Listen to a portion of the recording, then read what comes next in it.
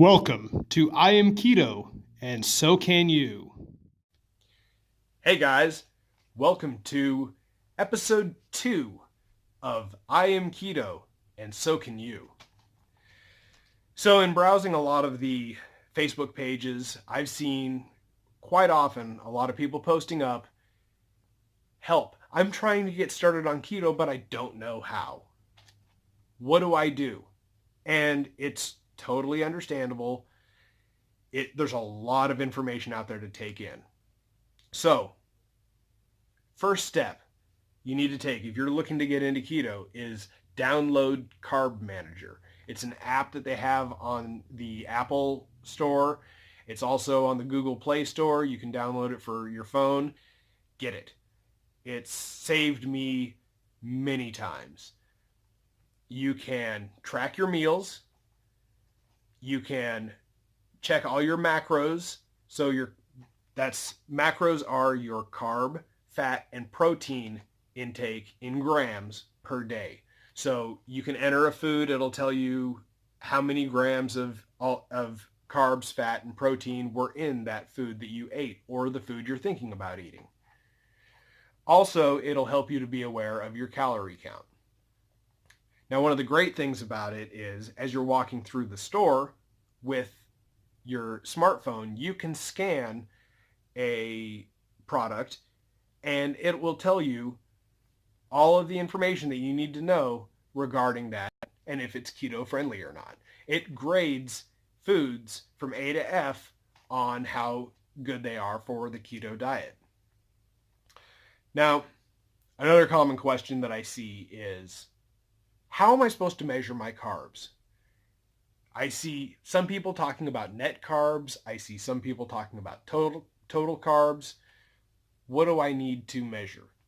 Now, okay, so we need to measure our net carbs, not total. Just because the carb count looks high for something, it may still be okay due to the net carbs. This is particularly common with vegetables. And now that we're talking about vegetables, I'm going to lay out some survival foods that I get. Now, these are foods that when I go to the store, I buy almost every time. As far as vegetables go, since we're talking about net carbs, I buy cauliflower a lot. Now, as you see here, this is a screenshot from Carb Manager. One medium head of cauliflower has 23 total carbs. 13 of those total carbs come from fiber, which doesn't count towards your daily carb intake, leaving us with 10 total or net carbs.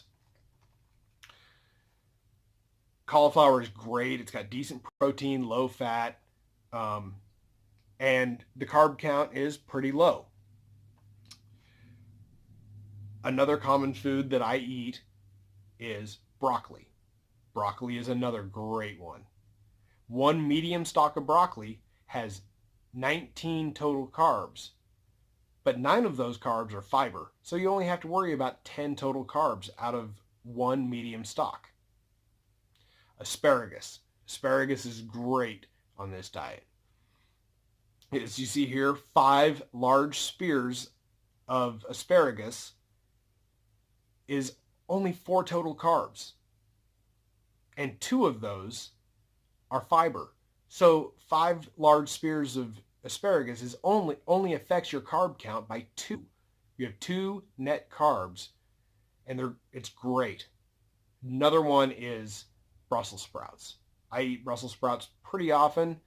As you see here, 10 Brussels sprouts is 15 total carbs, only 9 net carbs.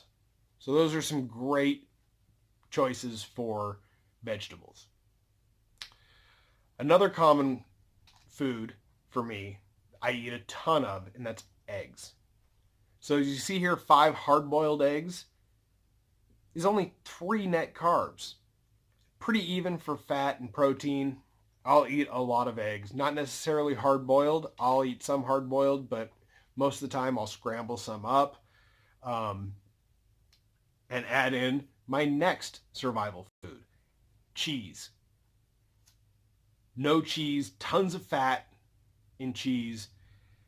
Put it on a lot of stuff. We go through tons of cheese here. Along with butter. Butter is high fat. Plain and simple, but put it on everything. I put it on my cauliflower, broccoli. I put it on all kinds of stuff. It's great. Bacon. Bacon is another survival food for me. 10 thick slices of bacon, as you see here, is a great source for protein and fat. This is one of the foods that I can't do without. Another one that helps me out a lot with this are breakfast sausages. That's bacon, eggs, and sausages. You walk into our house in the morning, chances are you're going to see at least one of those being cooked. That's our breakfast food. Breakfast sausages have more fat than bacon, but that's okay. We make do. For my evening meals, a lot of times I'll go with steak. A 12-ounce steak, as you see here, pretty decent. It's got high protein, medium fat. It's a great meal. I'll usually pair that with some cauliflower or some broccoli with butter and cheese on it. On the cauliflower or broccoli. And it's great. Pork chops.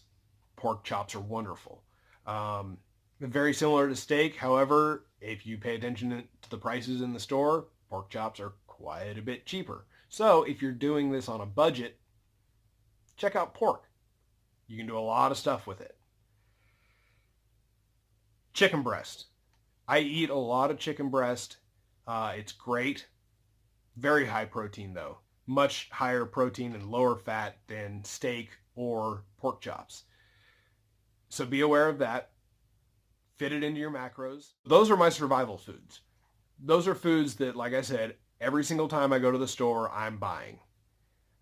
I'll buy other products, condiments, whatnot, what have you.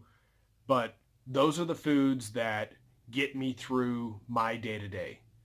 There's a lot of other stuff out there, a lot of other foods to pay attention to look at, but download Carb Manager and use that to help you figure out what foods you're purchasing are actually good for the diet. That's all I have for this video. Hopefully it helps you out. If you have any comments or your survival foods, let me know what yours are. What works for you? What is the one keto food that you can't live without? So, like I've said before, comment, like, subscribe to the page, and keto on.